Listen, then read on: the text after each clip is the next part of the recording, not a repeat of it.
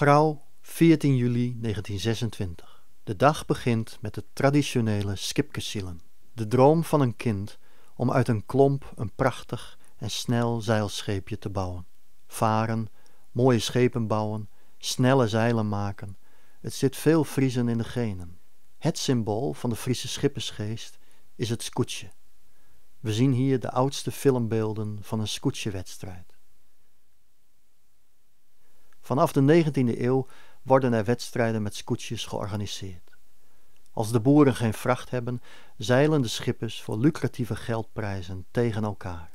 Kasteleins schrijven de wedstrijden uit, met na afloop prijsuitreiking en feest in het dorpscafé. Tegenwoordig is het scootjesielen tot in de puntjes geregeld, maar het feest is er niet minder om en het scootjesielen is een populaire publieksport geworden. In de SKS-competitie is het dorp tegen dorp, 14 scootjes en schippers die geworteld zijn in oude schippersgeslachten. Diverse historische Friese sneupers hebben er hun levenswerk van gemaakt. Het speurwerk naar de herkomst van een scootje of de wortels van een schippersfamilie.